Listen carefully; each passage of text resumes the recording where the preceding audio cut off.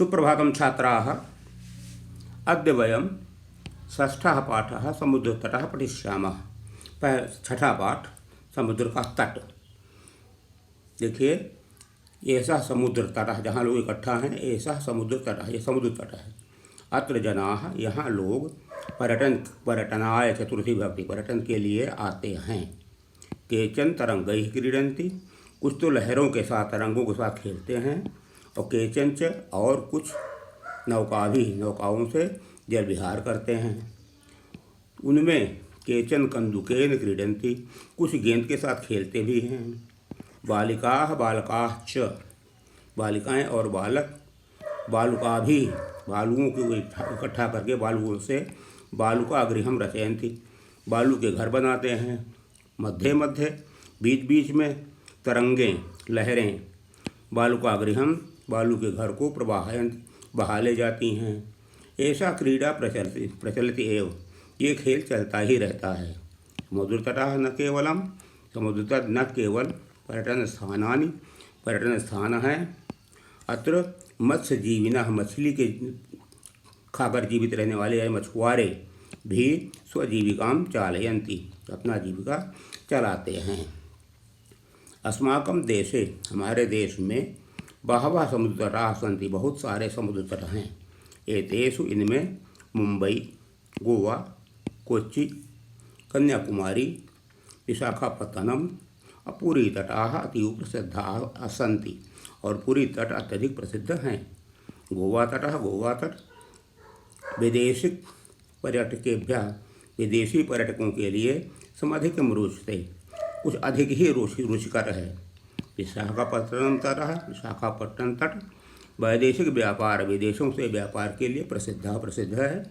और कोच्चि तट नारिकेल फलेभ्यः, नारियल के फलों के द्वारा या कारण ज्ञायते, जाना जाता है। मुंबई नगर के जुहू तट पर सर्वे जनाः, सभी लोग स्वैरम विहरन्ति, स्वतंत्र घूमते हैं। स्वैरम, अपनी इच्छा अनुसार जहाँ चाहें वहाँ। चेन्नई नगरस्य मेरिना तटः, चेन्नई नगर का मेरिना तट देश के सागर तटों में दीर्घतम है, सबसे बड़ा है। भारतस्य 33 दिशासु, भारत की 3 दिशाओं में समुद्र तटाः सन्ति। अस्माद् एव कारणात्, इसी कारण भारत देशः परायद्वीपः इति कथ्यते, भारत देश परायद्वीप भी कहलाता है। पूर्व दिशायां बंगोपसागरः, पूर्व दिशा में बंगोपसागर यानी बंगाल की खाड़ी। दक्षिण दिशा में हिंद महासागर, दक्षिण दिशा में हिंद महासागर। और पश्चिम दिशा में अरब सागर अस्ति है। एतेषां त्रयाणाम् अपि, इन तीनों सागरों के संगमः, इन तीनों सागरों का संगम भी कन्याकुमारी तटे भवति, कन्याकुमारी तट पर होता है। अत पूर्णिमायाः चंद्रोदयः, यहाँ पूर्णिमा पर चंद्रोदय, चंद्रमा का उदय और सूर्य का अस्त, और युगपदेषु, एक साथ द्रष्टुम शक्यते, देखा जा सकता है। शब्दार्थ पर आइए। शब्दार्थ में शब्दों के अर्थ यहाँ रिवाइज कर लीजिए। अभ्यास पर आते हैं। चारणम कुरुतु, उच्चारण करें।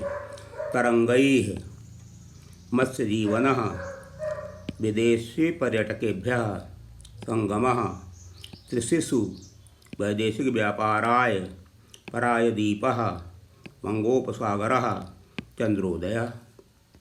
प्रश्न नंबर 2 पर अधोलिखितानां प्रश्नानाम् उत्तरं लिखत, नीचे लिखे प्रश्नों का उत्तर दीजिए। जनाः काभिः जल विहारं कुर्वन्ति, लोग किससे जल विहार करते हैं? तो जनाः नौकाभिः जल विहारं कुर्वन्ति। प्रश्न नंबर 2, भारतस्य दीर्घतमः समुद्र तटः कः?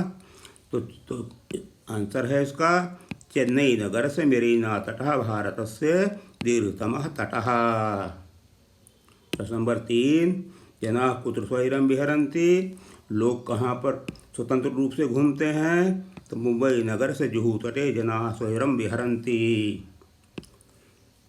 बालकाः बालुकाभिः किं रचयन्ति, तो बालकाः बालुकाभिः बालुका गृहं रचयन्ति।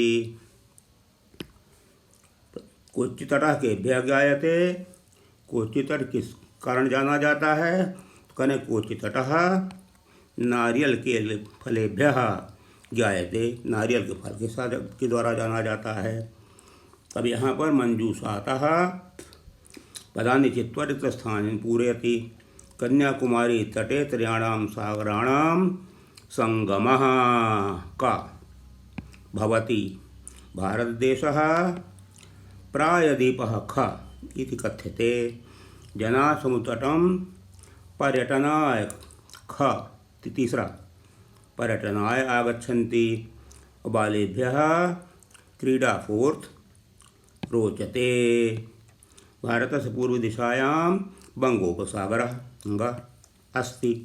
प्रश्न नंबर 4 यथा योग्यं योजयत। समुद्रतटः पर्यटनाय, क्रीडनकं खेलनाय, दुग्धं पोषणाय, दीपकः प्रकाशाय, अविद्या ज्ञानाय। प्रश्न नंबर 5 तृतीया विभक्ति प्रयोगेण रिक्त स्थानानि पूरय। तृतीया विभक्ति का प्रयोग करिए। मित्र का तृतीया मित्रेण सह। सह के योग में तृतीया होती, इसलिए यहाँ बालिका भी। कमल का तृतीया कमलेन। कंदुक का तृतीया कंदुकेन।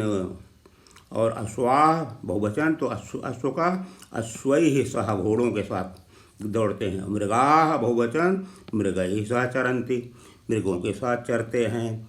अब अधोलिखित प्रश्न नंबर 6 अधोलिखित वृत्त चित्रम पश्यत।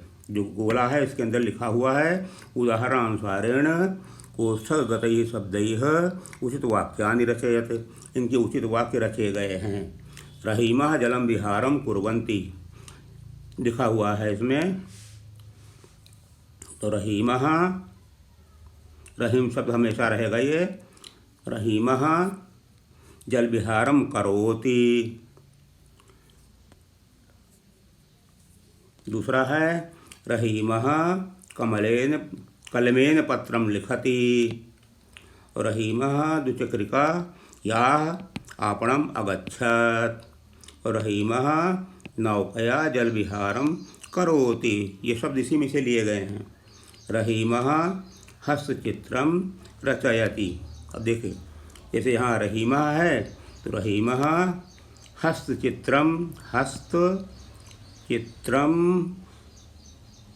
रचयति, इसी में से शब्द लेकर बनाए गए हैं ये।